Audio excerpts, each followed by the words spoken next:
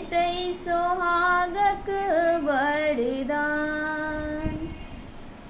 बरसैतक ई पाबनि छै महान गे बहिना, भेटै सोहागक वरदान। जेठक मास तिथि अमावस्या के